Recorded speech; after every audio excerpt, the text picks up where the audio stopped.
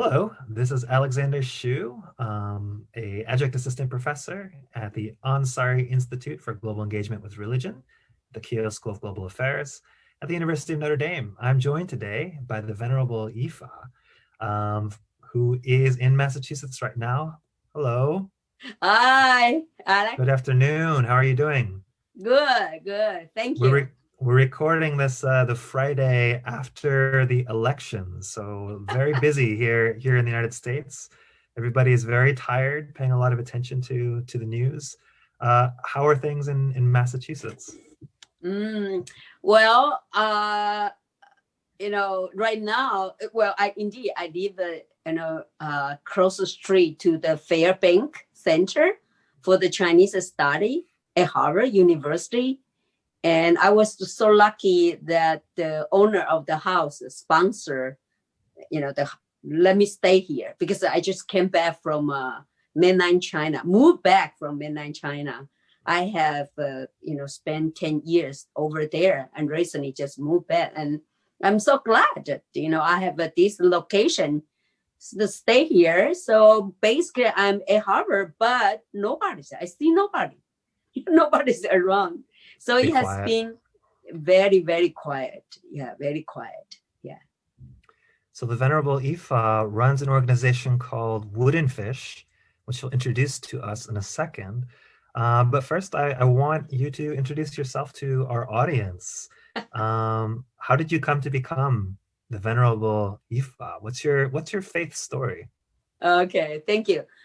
Well, right now, as you just mentioned, right now in the midst of the election, and everyone's talking about politics.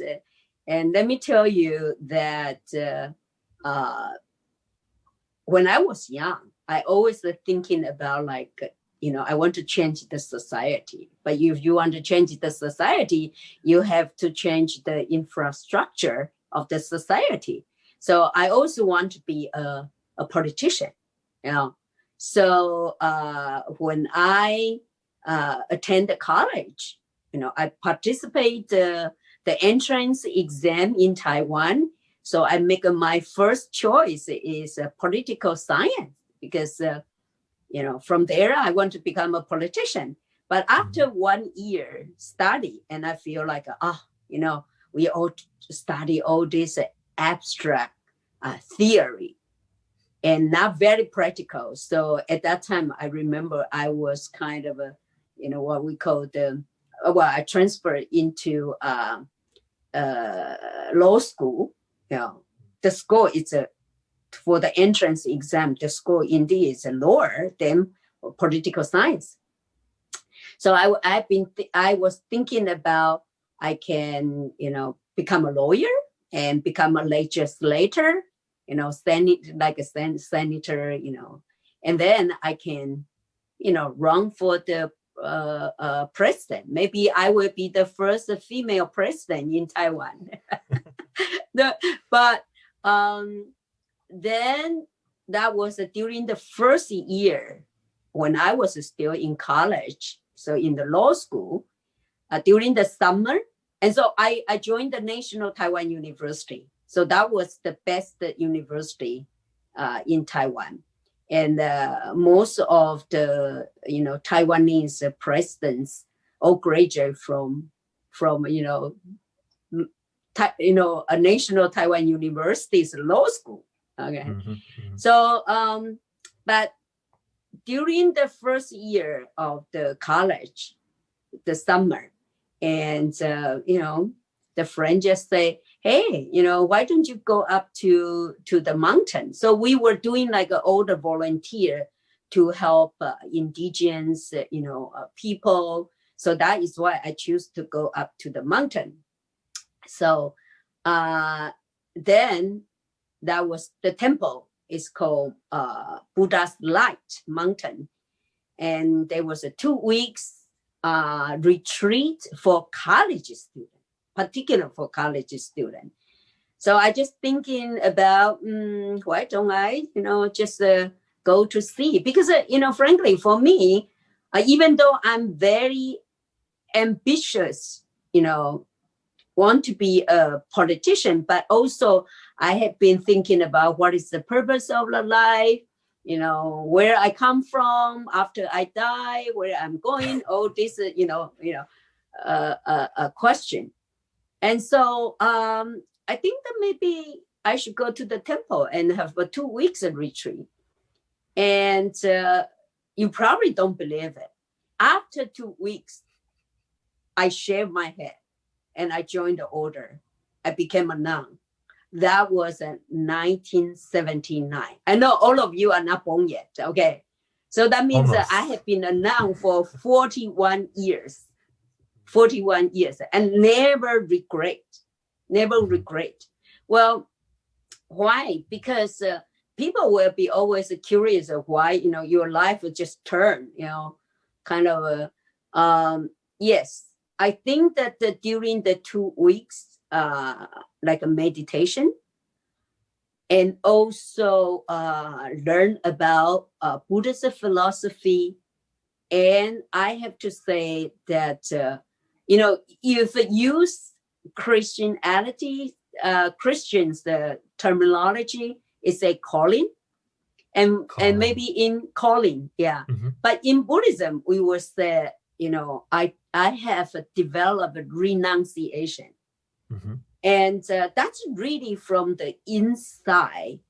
I think that when our mind, especially our mental, state change, now many young people, they always depend on the psychic, delegates, staff, But yes, my mind has been changed, but not depend on the outside, substances or medicine or drug, but it's through the meditation from the inside.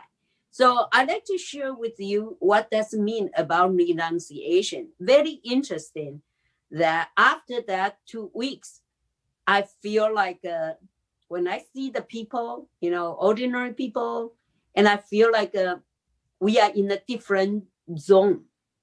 Okay. They are not right now. I see the people, they are different from me. We are not come from the same planet. Very interesting.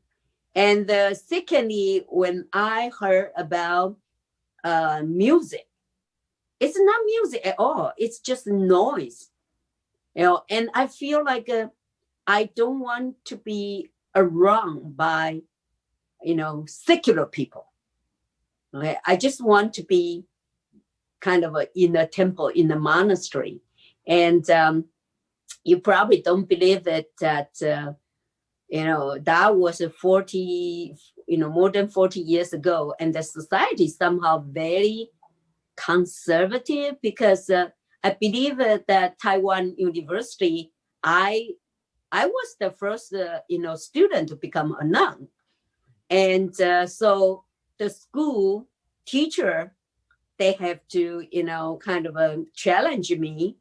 And I was brought home, kind of more like a house arrest, like I was, kind of basically locked inside the house and not allowed to leave until I have to go to school. So when I go to school to register, at that time we have a code, kind of more like a military coach, teach you all the discipline. And then these teachers asked me, said, well, we never have the student become a nun, and we really don't know what to do with you, So I asked them, I said, hey, show me any of the policy or any by law that of our university will prohibit, will ban the student to join the religion or to become a nun. And of course, there was no such, policy. So I have to basically to face the orally challenge from the teacher up to the dean of students, almost up to the president of the university. Yeah. But at the end, they find there was no legal base to prohibit me from being a nun. So they let me go back to the school. And I have to mention that, of course, my family, my father, he was relieved until I, came to United States to study, because the only thing he worried for me is not because I joined the nun, become a nun, but he was so worried that I won't be able to finish education, because he himself is a kind of educator. He wants to see his children all have a good education. So especially my parents, after I received my PhD from Yale, and they just I remember my father wrote me a letter, say, "I'm very proud of you." Thinking about, like, I was locked inside the house, and then after, I think that was after 20 years, and then they say, "Oh, we are proud of you."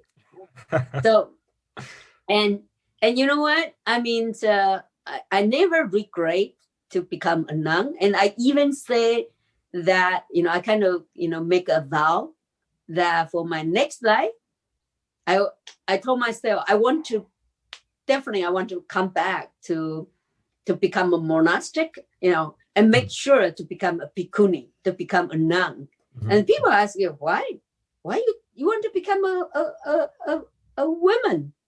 I said, to be a woman is not bad at all for me. I mean, the way I feel like it's more like from the confidence inside to face the outside challenge. And for me, I don't have any problem with that.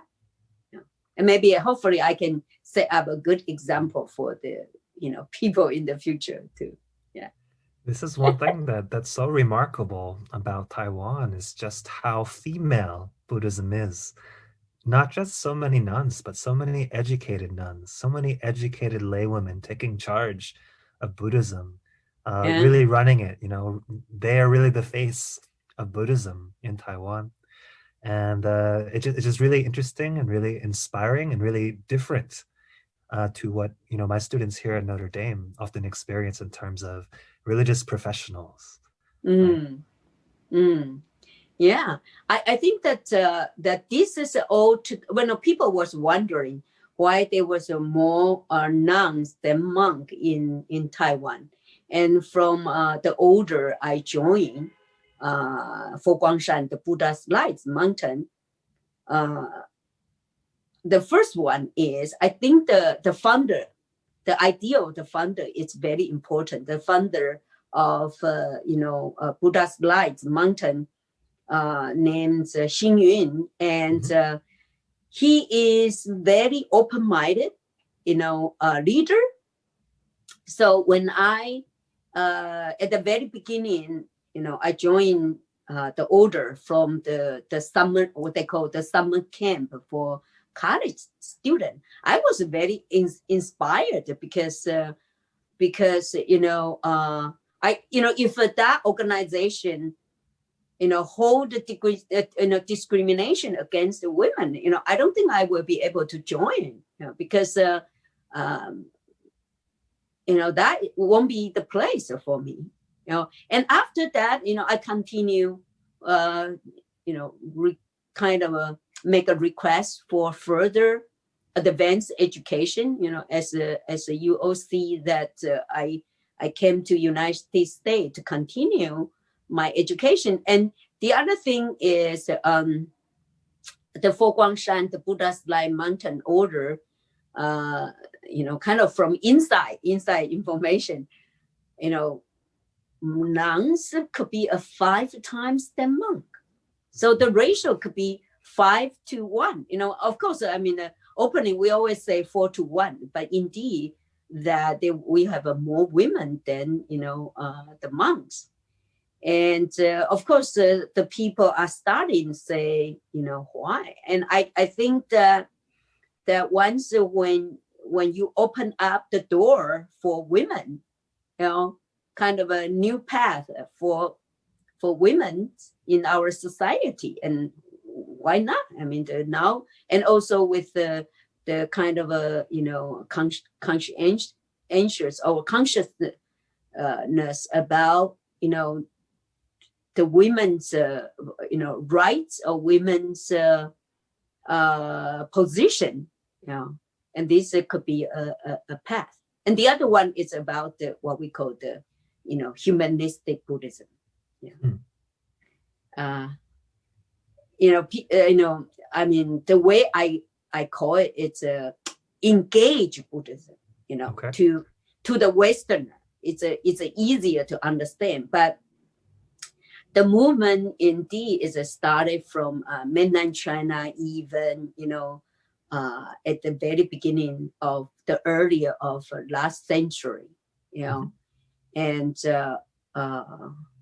so there was the master in mainland China like a Tai Hsu and those monks that they at that time that China I think that before that a lot of monastery was were confiscated to become a school. So and the monks and nuns feel there was a crisis, a sense of a crisis, like a Buddhism in kind of in decline. And the reason for that is if a monastic monks and nuns overemphasized to retreat themselves to to the forest, nothing to do with what happened in our society. And at that time you can tell that during the overturn of a Qing dynasty, and also the establishment of the POC, ROC, Republican of China, and so they would then many of the monks think that for a Buddhism we can no longer just kind of retreat in a remote place, and so I think at that time it already have some movement, and it's called 人生佛教, more like, hey, we have to do with our daily life or in this world, basically is hey, let's take a balance. We need to do more engage about the secular world. And of course that after the communists took over mainland China, that some of the monks that they basically withdrew, which Chiang Kai-shek to Taiwan, and people like Master Xing Yun, or maybe like Yin Shun, the scholar, great scholar monk Yin Shun, he wrote a book, and people like Master Xing Yun and maybe Sheng Yan as well, they are kind of really started with a movement, and they make a more like Buddhism to do with our people's daily life. But I think that the way I say engage Buddhism is because but we also have to make a distinction between the engaged Buddhism in Taiwan or the engaged Buddhism in the West. I have to say that, because when we talk about engage, you have to know that the cultural in the West, we always kind of go out for the movements, and we would like to effect the policy efficacy to change. But and so you see a lot of could be Western monks and nuns can go out to lead the protest, but streets. Yeah, go to the street. But I think that even for like a humanistic Buddhism, even though we call them engaged Buddhism, but they still tend to be, they would rather kind of to do with everyone's daily life, and then education, cultural, and maybe the masters always have some engagement with the political, a leader. But I don't think that so far right now, especially right now, majority of Buddhists will go out to kind of, okay, we support this group, openly, like, okay, we support this group. Or, I mentioned about, like in general, maybe there was some individual, go up to stay in those some politician. And some people even try to form a religion's political party, but still not very popular at all. I think it's still the mentality. Engaged. So you're saying humanistic Buddhism in Taiwan is less directly involved in partisan activities. That's what I still think. It's still very different. And so if you see the social activity in the West, they always try to, okay, we want to, participate in the politics. And recently for start from this election, you will find very interesting. Most of the Western Buddhists, mostly are white and maybe on the elite level of our society, and lots of them are, Democrat. Okay, of course, it's not everyone. And they are very aggressive on this, during the election as well. And I am pondering that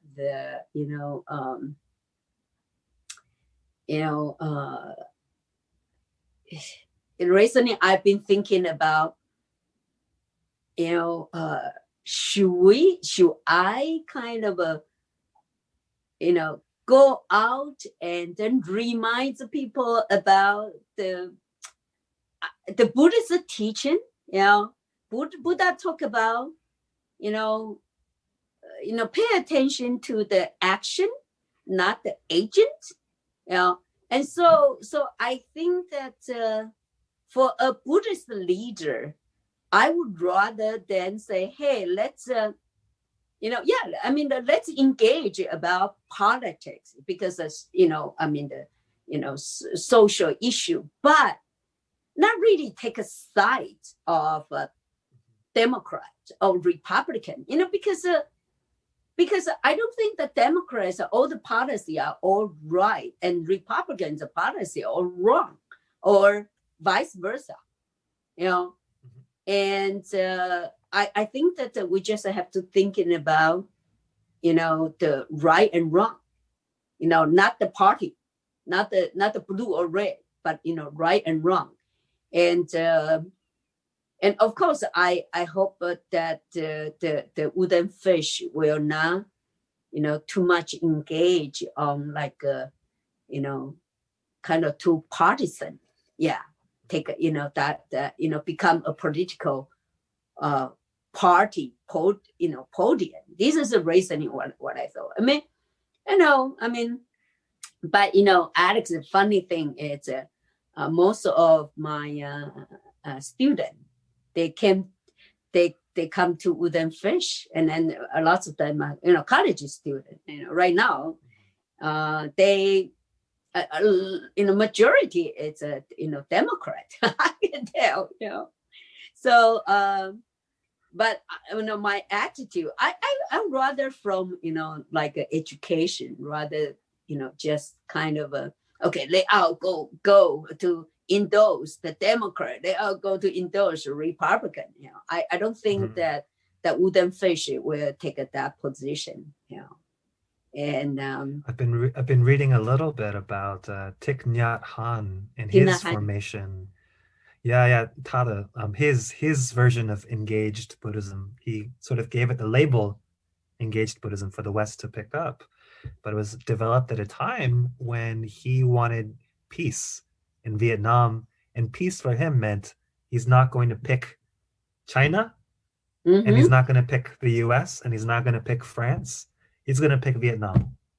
right? Yeah. So he sort of staked a position that was apolitical or transpolitical in some Yes. way. He wanted to Yes. try to see, like you were saying, what's good and bad, and he tried to use some teachings from Buddhism about non-duality, Yeah. right, and emptiness, Yeah. to try to think about what's the perspective outside.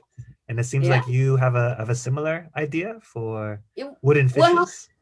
Yeah. I think this is what I think that once when you study the core teaching of the Buddhism, we really have to do that. And then for this morning before you interview me, I put something on the Facebook, and well, I mean, a few days ago, this election, everybody was kind of very nervous, a lot of anxiety on both sides.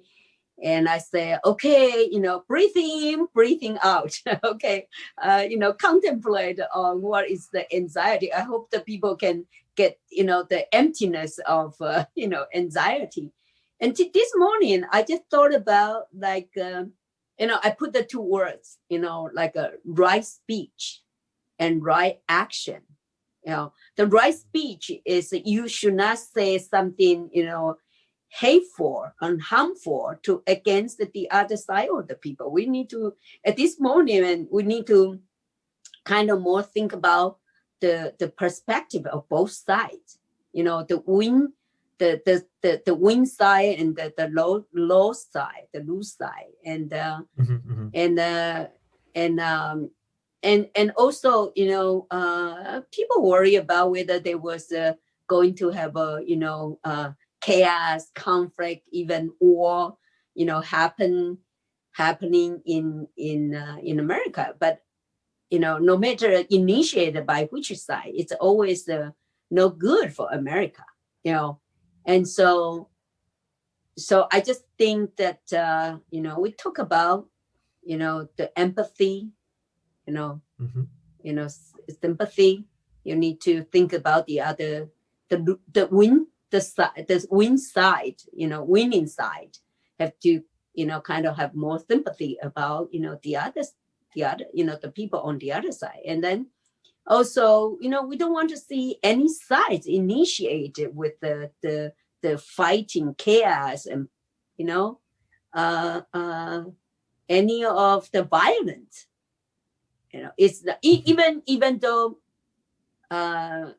you think that you are in a more aggressive side, or you think that you are more like a Developed. just think that you have the right. You don't think about you have the right to attack the other people. I just don't think that's right. So see, this is the Buddhist teaching about the Eightfold Path, and I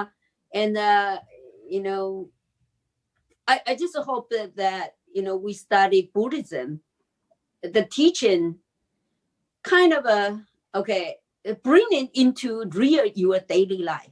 Okay, if you are really a Buddhist, you don't treat the other side of people as enemy. You don't treat, for example, Democrats should not treat the Republican as an enemy, or the Republican treat the Democrat as an enemy at all, isn't it?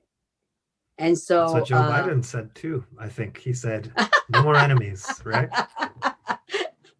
Well, okay, they're not enemies. Then he's a very Buddhist. I'm everybody's president, perhaps. Yeah.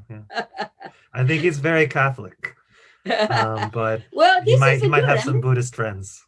Yeah, well, I mean, this is also supposed a spiritual person have to say it. You don't really hold the other side as an enemy, and I really hope that we have this country has the safety and happiness for people. Even after the election.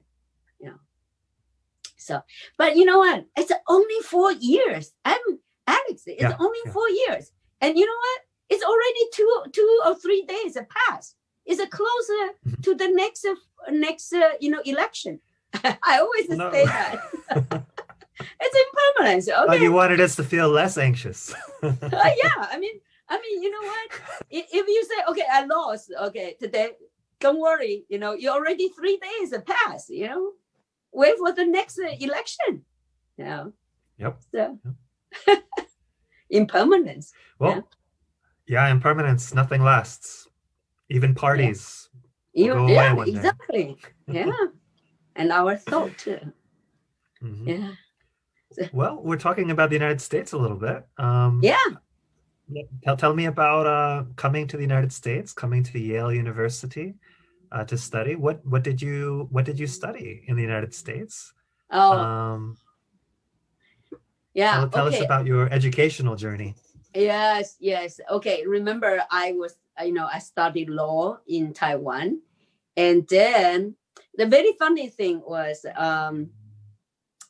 in my life, I never thought about to go abroad to study. I never thought about to come to United States because, frankly, I think that my home is inside of me.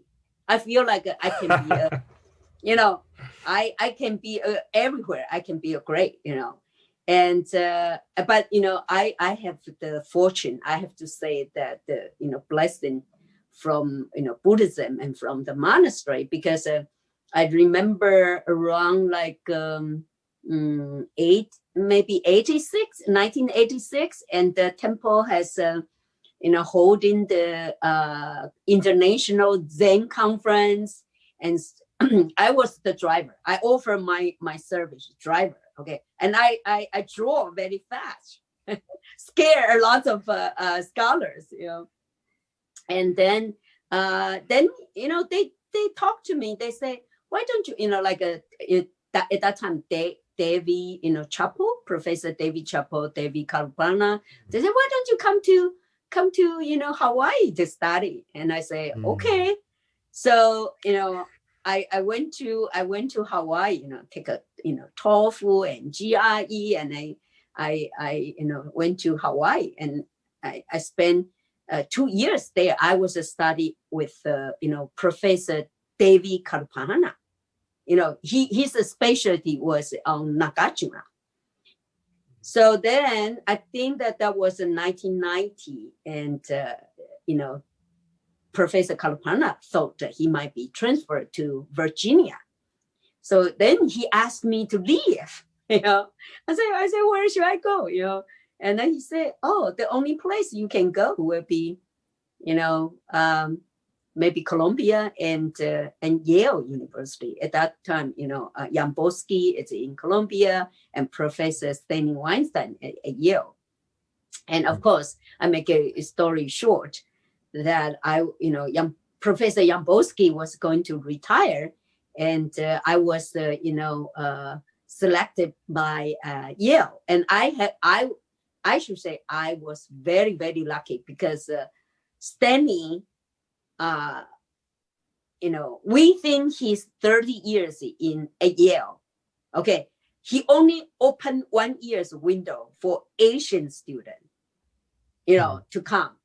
At that time, I remember he said, well, Asian, the Asian students' English is not good enough. But if you see the record, indeed, that only in 1990 that he chose me, and then the other one is Yamabe Nobuyoshi, Yamabe-san from Japan. So we are his two only Asian students at that program. So I feel like I has been very lucky. This is of course, you need to, through your effort, to do a lot of things. But, to be a Buddhist, we also understand, karma. Okay. Mm-hmm. Sometimes the karma, you have an individual karma, but you also have a collective karma. The whole environment, if the timing is right, that's your karma. It's a collective karma. It's just right. And so I was very lucky, then enrolled at Yale for the PhD program in religious study in Buddhism, focus on Buddhism. And my research, my dissertation is on Vinaya. So, and the book has been published. Once when I finished the dissertation has published by Hawaii University. The title is called The Origins of Monastic Codes in China. And the text is called, Zen Xingyi or 禅院清规 in Chinese. And it was compiled 1102 by the monastery in what we call the Zen lineage, because gradually after the Song Yuanming, after 12th century, 3rd century, later on, that the Buddhism in China has 3 major kind of trends. One is called Chan, Zen, and the other one is the Vinaya, and the other one is called the Tiantai. So it's called 禅下, 教下, and 律下. 下 literally means under, but means a kind of a school. There was 3 major, trends, and then each of the not you can say schools. Okay, each school compiled their own, like a monastic code to adapt to their kind of the nature for their practice. And the one I translate is belong to the Zen school. And very interesting. But the way I do it is I examine the Vinaya. We call Vinaya the precepts during the time of the Buddha. Supposedly, of course, that was record. After the Buddhas passed away, through the oral transmission, and then people, in the written. But you all translate into the Chinese language. The Chinese language, Chinese canon has that, a great treasure to have all these 5, what we call the 5 sectarian, version of the Vinaya. And so, I base on these 12th century's text and go back to kind of almost like each rules, the terminology back to the India to see, the practice during the time, and then also see how much, how much we kept the heritage from India, the what we call the Vinaya, but how much it was the adaptation from for the Chinese society. And I find that it's for example, very, very simple is in India, in the precept you never see the chopstick, okay, and in China we use chopstick, and of course the cloth also has been changed as well. And of course you also find that the later on the Vinaya, the earlier text, remain more like the face or the rules of in India, okay, a more Indian element.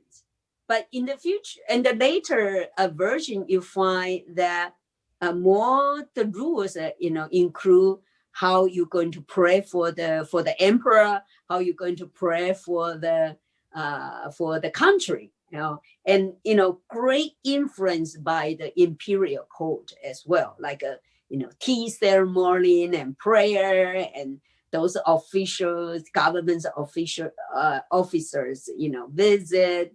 Yeah, so that's the culture, and I'm so glad to do this work because frankly, here, I mean, when everyone come to the Vinaya, always everybody fighting. Okay, say, wow, you have 250 rules for bhikkhu and 328 or plus or something for the bhikkhuni, for the nuns, and frankly, that's also the situation when I joined the order. And before you take ordination, you're not supposed to read the monastic precept. So that means that you have no idea after you become a nun what what kind of rules you have to follow? So this is kind of dilemma, very interesting. But after I share my head, I started read the monastic codes, and I went to protest to the master. I say, hey,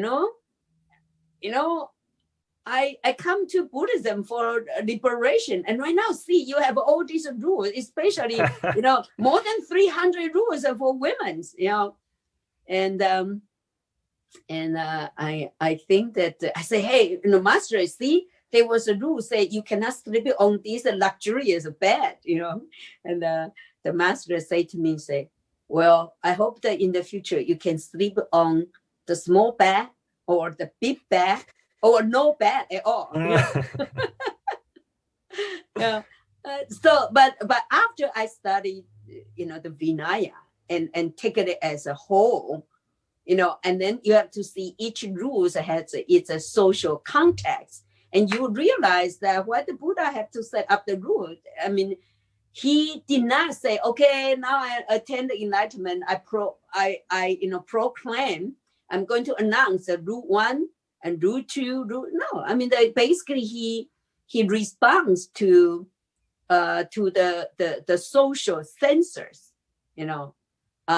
So if they criticize these monks and nuns, and the Buddha say, hey, monks and nuns, don't do that.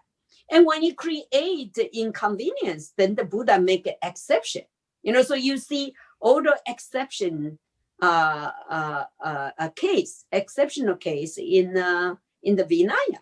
So after I finished my dissertation, I was very happy. I said, hey, Buddha, you old man, this old man is very wise, Yeah. Sounds like it's a very, very adaptive tradition that's always meant to adapt to various times, various circumstances, various political configurations, cultural things like chopsticks or forks or eating with your hands. It moves and changes and adapts with the time, and that seems to have been the intention all along. You know what? If you look at the Vinaya, it really, when we come to really a moral issue, that was a four. It's no killing, no sexual misconduct, no stealing, no lying. That will get you kicked out.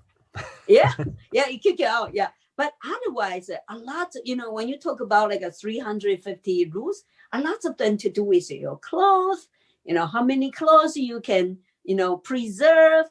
Mm-hmm. And then if you over there, you have to be confiscated. And then about the food, about the robe, and about your, demeanors, mm-hmm. 100 about demeanors. So, and what very interesting, you also see that I see this is the wisdom from the monastic is the, we take this Vinaya precept as kind of constitution, as a mm-hmm. ceremonial, like if you go out for ordination and then, we recite the rules, okay, and we receive, what we call the, precept essence. It's a ceremony, but and later that the monks in the monastery they do not call 戒律, they don't call 戒律 precept, they call 僧制, okay, the system, the policy system for the sangha, mm-hmm. and then mm-hmm. later become 清规, the mm-hmm. rule of purity, and in Foguangshan right now we just call 规约, policy and regulation. Policy. and for to you have to come out with the rules, for your own, denomination or your own group. So it's very flexible, So some people say, okay, we have to abolish, some of the rules. But I mean, there was no need to abolish, because also, sometimes I find that very interesting that, Buddhist and Buddhist monastery, in the group community tend to be kind of very soft, easygoing, But when they come to this kind of precept and and Vinaya, they are not like okay, let's take it down or something. It's kind of have their principle. Yeah, like we still keep that precept. In region. But have that flexibility. Middle path. Middle path. I want to fast forward a little bit. So you did all this work on Vinaya, but right now you run the Woodenfish program, and Yes. one important component of that is to introduce young people from around the world to what it's like to live a monastic lifestyle, what it's like to experience the Vinaya, right? Yes. To live under precepts. I'm sort of curious, what precepts do young people, young Westerners particularly, which precepts do they find the most difficult to abide by when you give them a taste of this lifestyle? Well, I think that I have to say, we call it a Humanistic Buddhist Monastic Life Program. Okay. And it's started from 50 students and up to almost recently about like 100 students. And, we focus, kind of recruited the student from college because they think alike and they have same education. So that is easier for when you design for curriculum. And they came to the program in the morning. They study Buddhist history and Buddhist philosophy, and very critical because most of the teachers, instructors are PhD in Buddhism. And then in the afternoon we have a kind of tea ceremony, calligraphy, Chinese culture, and Tai Chi. And at night, then we have the more like a sermon, like monks and nuns come to talk, because even to do with the Buddhism, you can tell that the scholars approach and the monastic monks and nuns. So sometimes those college students are very impatient with the sermon. As I say, right. the monks are just keeping saying this. And one time they were Russian student tell me, say, hey, Shifu, Yifa, that the monks talk about the same story of Shu Dongpo, remember? Like, about the story, it's about like, the Shu Dongpo is a scholar, and, he has written a poem and boasting, right now he's unshakable, unmovable, and then, write down on a point and then send to the monk. Okay. And the monk just, write down a word, almost like use, it's like a fart, like, the we got 30, almost like a BS. Okay. And send it back to the scholar, boasting like he's unshakable. And so the scholar, Shu Dongpo, got very angry and then, crossed the river, by the boat, and want to argue with the monk. The monk say, oh, scholar, I thought that you are unshakable. How come, you are hit by this, 那个屁是中英文是怎么样？fart, yeah, it's a fart. Fart, yeah. Yeah. And so you say, well, just one word, a hit to strike you cross the river. You told me that you are unshakable, And so this is a story that mostly used by monks, very, very popular, used by monks and nuns to mention that Buddhism is more about practice. It's not just verbal talking. And so this Russian student came to me and said, Yifa, I have heard about this same story 3 times, during this month. And I say to him, I say, Len, I have been heard about this story in my whole life. But have you realized it? Yeah. So, of course, we will tell the students that you need to adopt more like, anthropology and anthropological, kind of, attitude, Right. social study to see what is called about, sermon, from a priest or from a monks and nuns. So I mean, so this has been a very challenge for as an educator. I think it's mostly at the student teaching me, and then I think that are also challenging for the student, because don't tell me about precept, don't tell me about principle, what is that, a discipline, okay, don't tell me about discipline.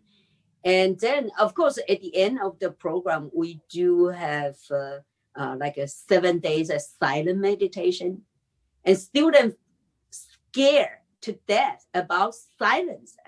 For me, I said, what is scary about being a silence? Then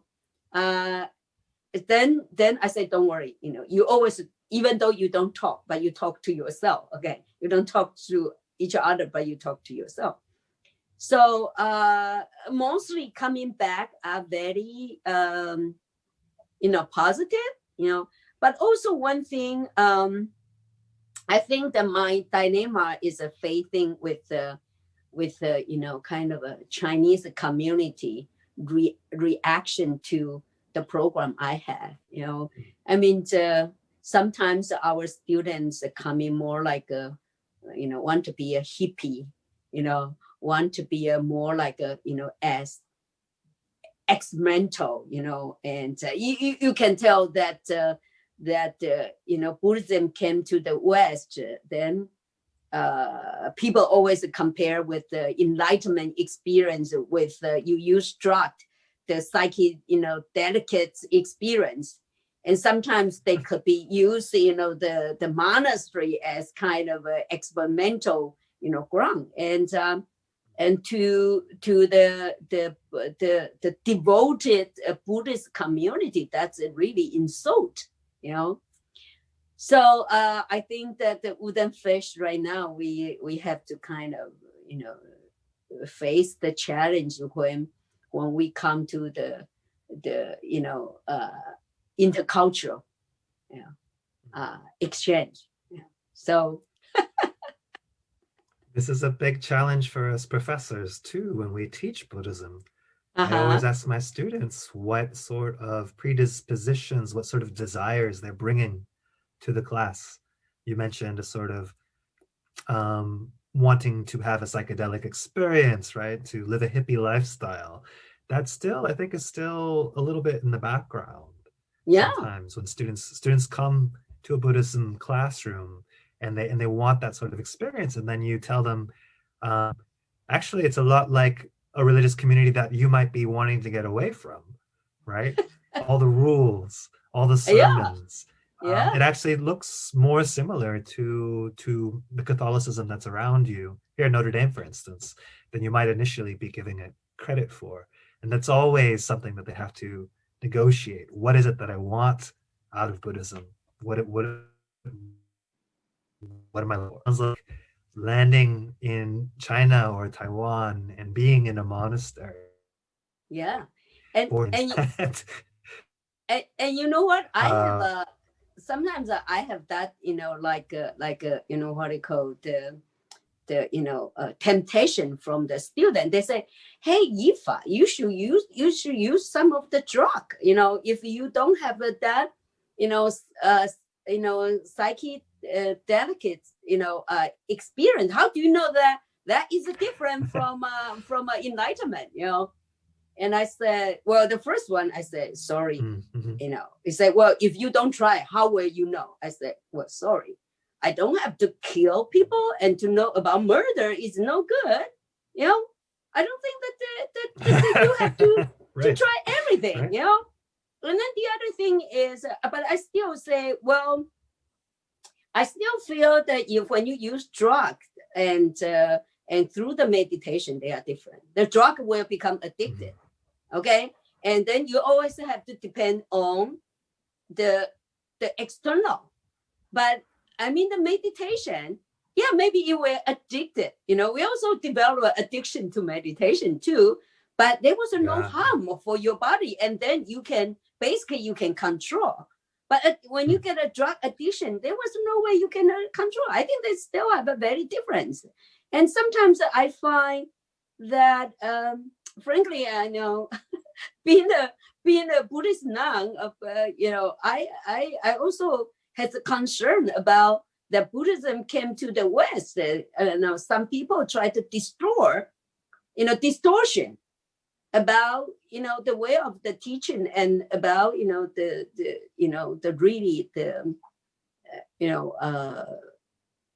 Buddhist practice. Mhm. And this is one of them.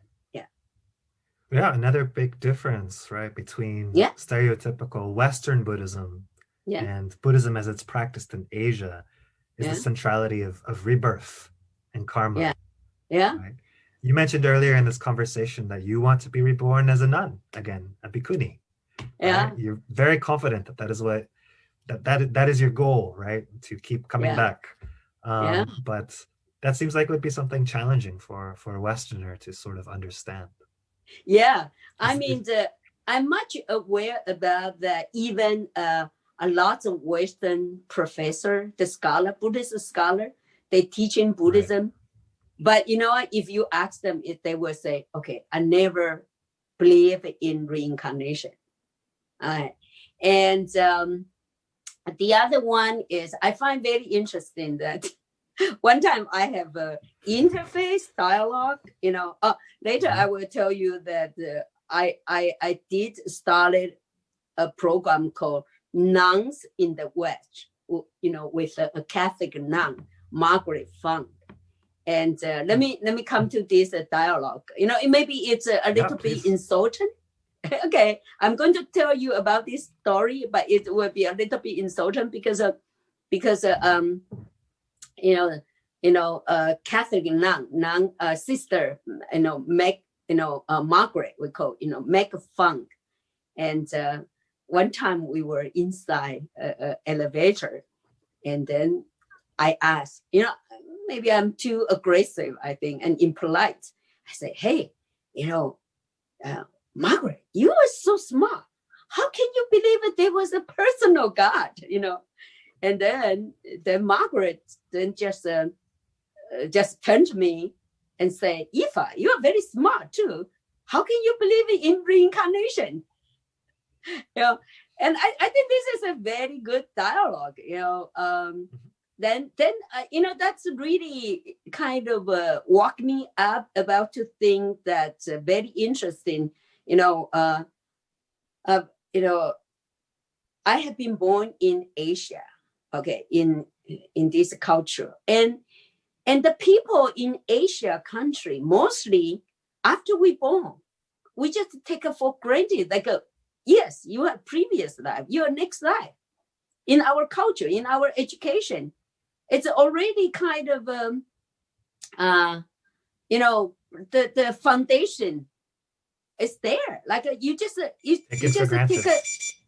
reincarnation as a kind of for of course there was a reincarnation. You probably never doubt about it, and so I understand that it's very hard to understand. But for me, first one, karma, karma and rebirth, the way I understand are very scientific, and that is why I started Buddhism, Science and Future. And I would like to involve. I have done 4 times, since 2017, 3 times in mainland China and 1 time in Seattle. I try to bring the scientists and Buddhist scholar and have a dialogue. And let me tell you that very funny that during this pandemic and started, I moved into Cambridge and so close to the public library. And right now, I just go to the library to borrow a lot of the future of the mind, the physics of the future, the impossibility of the future. I know all kinds of more like a popular scientific, books. And I try to educate myself about the science, So I think that for the karma, basically karma means cause and condition and effect and retribution. Okay. And if you look at the world of the physics, everything, you have the cause and you have the condition and always have the effect, isn't it? Yeah. And the effect is a function, it's called retribution. So cause, condition, and effect and retribution. But the problem is many Buddhists just think about like one cause and then one condition. No. And one result. No, I think there was a multi. You cannot think about it's just like a linear cause and effect. So for example, that the many Buddhists they oversimplify, cause and effect. You say, okay, if you kill a cockroach, then you become a cockroach. I say, then go to kill a Buddha, then you become a Buddha.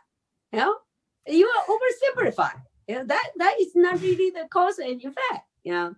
So I think that I won't go into kind of to detail, but karma means action. And then also you have individual karma, we have collective karma. We are not just affected by our own self. We are the kind of a social animal. So we are affected by our social condition as well. And of course, I mean, the way and Buddhism also talk about mundane truths and super mundane truths. You know that, like 二地圆融.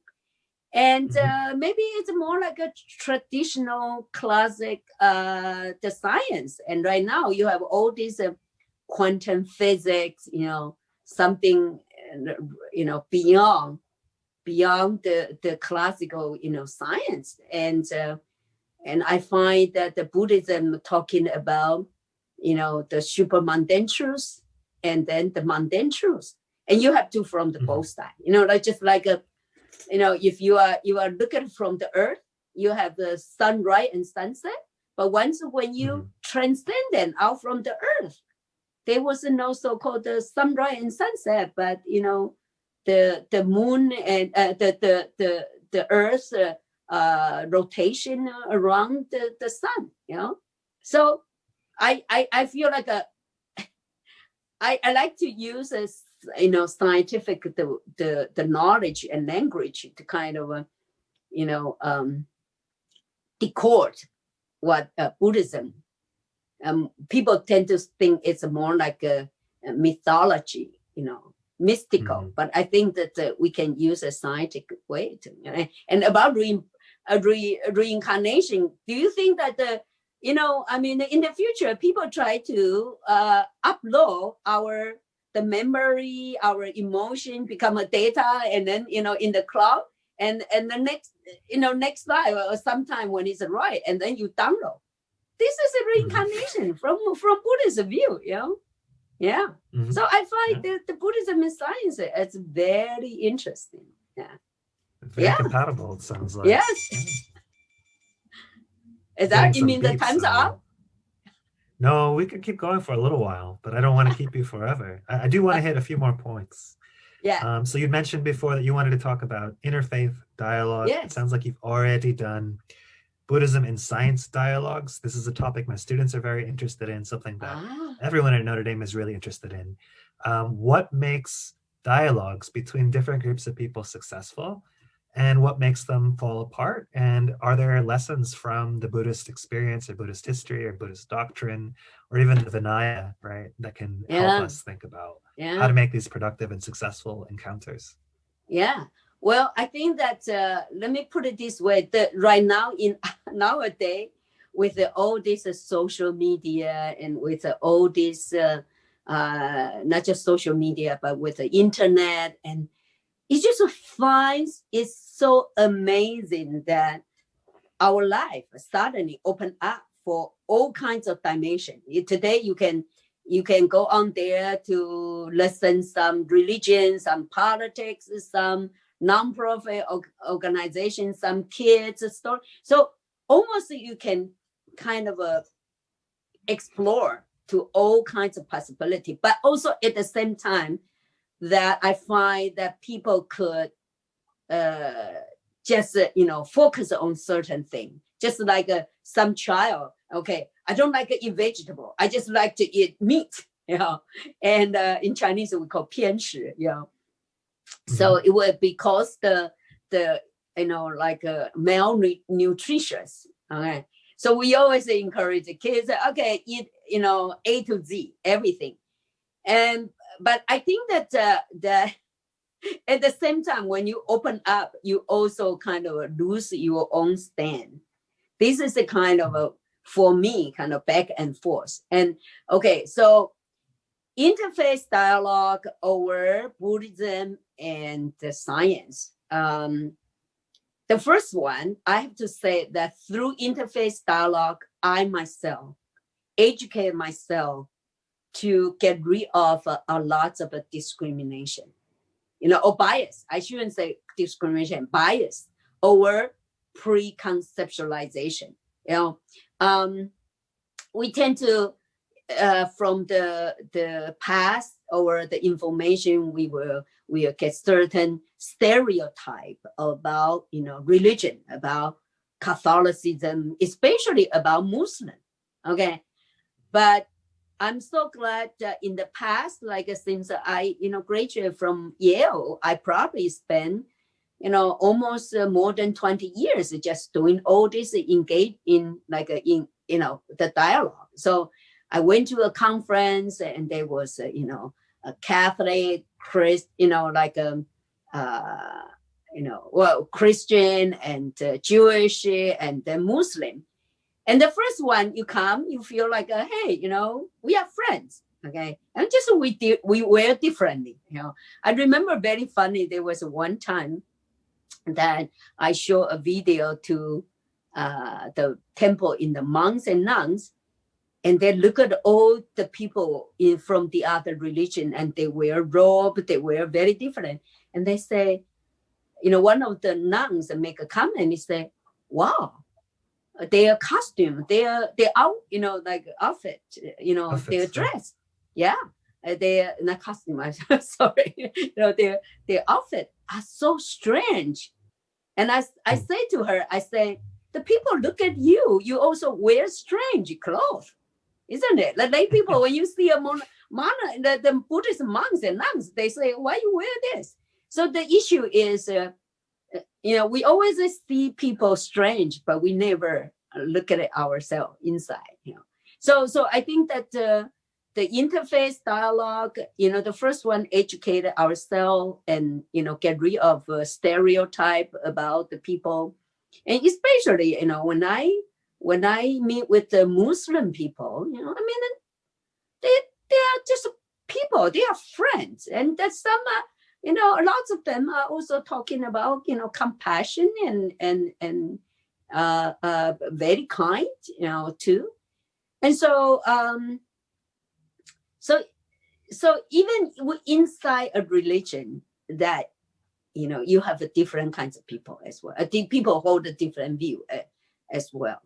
So I remember that was maybe 1998, maybe started from 1998. And yes, I think that I've maybe even later, maybe even after around that time. Okay. And I started a program called Nuns in the West. So many, and I coordinate with the Catholic nuns, Sister Margaret Funk, Funk, and she invite the Catholic sisters, and then I invite the Buddhist nuns, lay people, and sometimes we also have people from Hinduism, but all women, okay, nuns in the West, so all women, and it's very interesting that. We have done that for several years until I went to mainland China.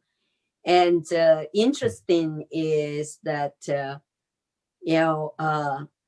Catholic nuns want to learn from Buddhist nun more about meditation.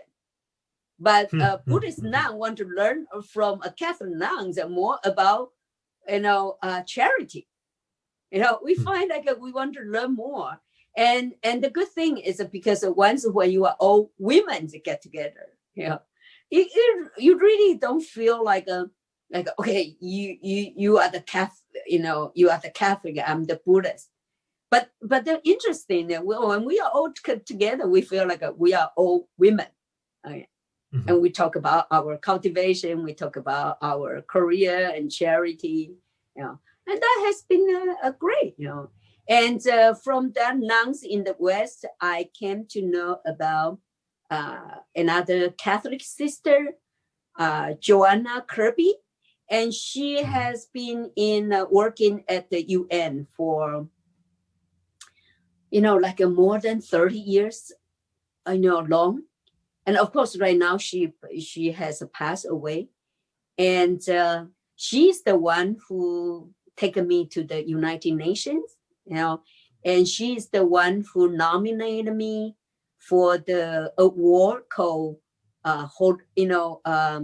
Juliet Hollister Award offered by the Temple of Understanding, because this is a nonprofit organization and very, very active at the UN, and was founded by kind of a celebrity in New York City named, Julia Hollister. And so I have received this award for the interfaith education and world peace in year 2006. And so Sister Kirby, I even took her to, mainland China. And I remember but there was some, saga and misunderstanding there. But, I promised her, I said, Joanne, I want to take you back to mainland China. I think that was about like a 2009. But then, Joanne had the cancer. And so she passed away. And let me tell you, I'm the person, rarely kind of in tears, crying, not really crying out, but in tears.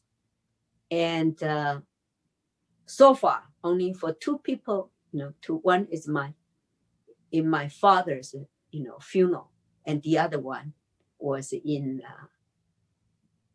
for Joanna Kirby. She is a very, very dear friend to me, Sister Joanne Kirby. So amazing. I always wish that, I could learn more from her. And, definitely, I wish that she were still alive and can teach me a lot of, about the United States, UN project. But right now, Woodenfish Foundation, we have the status, like, special consultation status with the Economic Social Council at the United Nations. So I can bring the people to participate in the UN's program. So I hope that in the future we can, I can, have more people to help, and we develop, to more participation at the UN as well. Yeah. Well, I hope you can meet Sister Kirby again in, next lifetime, or. You believe in reincarnation? Yes, we will. Well, either reincarnation or the next lifetime, right? These are, similar ideas sometime in the future. Yeah. We don't know. Well, she's in my heart. Yes, and that's true too. Yeah. I do want to bring this around full circle back to young Yifa, a political science major. A lot of my students are political science majors too. It reminds me of Shakyamuni's story. So the Buddha himself, right? When he was young, it was decreed he would either be Chakravartin, universal ruler over the world, or he'd get enlightenment. He'd become the Buddha. So he'd take either the political path or the religious path, and he had ambitions, or perhaps he could have been a great leader as well, political, but he ended up changing the world more by becoming the Buddha.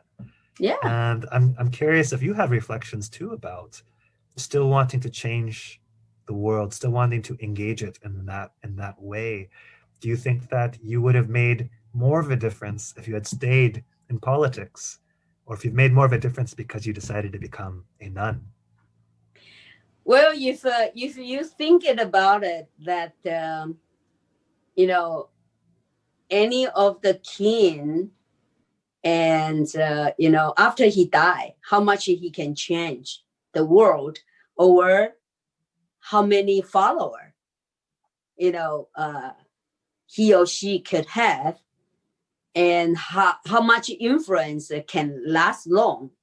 And I agree with the Buddha attend, you know, to choose the path. I think that the being a great king, indeed, if you look at the older part, the ruler, you know, king or even queen, king, and then, you know, emperor, or right now the president, you know, frankly, I find the most pathetic, you know, job is to be a politician.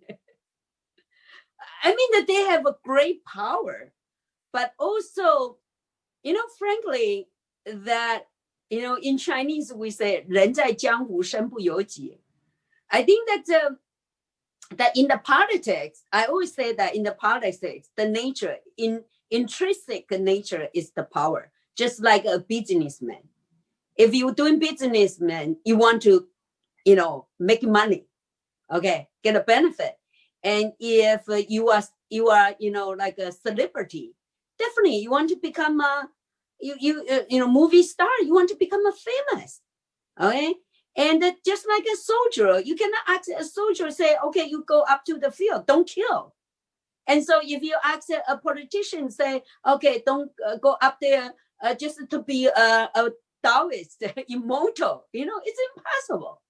You know, so I think that once you are get engaged in the power, I don't think that anyone could be a very what we call the integrity. You know, I'm sorry, I still have that. I mean, somehow more or less, you know, they have to, you know, compromise. They have to compromise a lot. It's a depend on her, you know, and so then that's for whole life, you know, and you know what, to be, I think that to be a ruler, you are not kill people by yourself, but you have to make a command to kill people.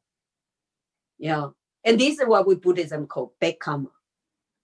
And so if you choose to be, I still think that the Sakyamuni Buddha has done the, you know, very wise decision. And just like, you know, I'm very happy. I hope, you know, next life, don't become a politician. And you know, I think that even after maybe 50 years to become a politician, even harder. You know? Yeah. So I still, you know, on this path, I never regret. And that's why I said that, you know, my next life, I have to make sure I become a monastic, you know, on the spiritual path. Don't get into the politics. But I mean, that's my own choice. Okay.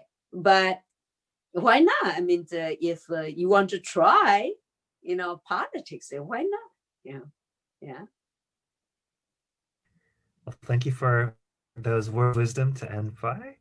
It was a really great time, a great pleasure getting to speak with you and hear from you today. Do you have any initiatives you want to promote right now that Woodenfish is starting in the next year that you'd like to end with? Where can people find you, either online or in the flesh? Okay. I think that we do have like a website. It's just woodenfish.org. And, you know, I mean, we all know this year that unfortunately we did, you know, like have recruit the student supposed to go to Taiwan. And I have to tell you that, you know, these years that China has been very rigid on religion. So even for a wooden fish that, you know, you see the June, the Vinaya conference last year, we was forced to change to relocation 3 times. That it's very difficult. So I think that, but start from this year, I moved to Taiwan. And Taiwan, it's a free country, with a religion, and then you see a more variety. But of course, I still love Vietnam, China, because all the tradition side is there, the sacred side is there. So, and full of cultural heritage there. So, but I mean the temporary. So next year, hopefully, we still have this HBMLP, the 1 month meditation for college students in Taiwan. And then in the future, I also hope, I right now I'm still doing, and maybe more on the Zoom on Buddhism and science. And next time I'm going to invite the professor, was it George Konf, Komf, and that he wrote a book he wrote an article, he published an article on Buddha nature and AI, artificial intellectual. Okay, so I would like to invite him to give a talk. So it's very interesting. Yeah. So I mean, and interfaith dialogue. When I go back to United Nations, and then we definitely will continue. Yeah. So yes, I think that we need to have more. And let me tell you, I also I'm sit on the advisory committee for at Harvard, the pluralism, founded by Professor Diana Eck. And I also plan maybe next year or year after. I would love to have an interfaith dialogue in Taiwan and bring the people wonderful all over the world. Yeah. Well, terrific. Thank you. And everybody out there, stay safe. We're seeing rising numbers in COVID cases in the US, so be careful. Don't do anything that we wouldn't do. So be well. Bye, everyone. Okay, thank you, Alex. Thank you. Bye-bye.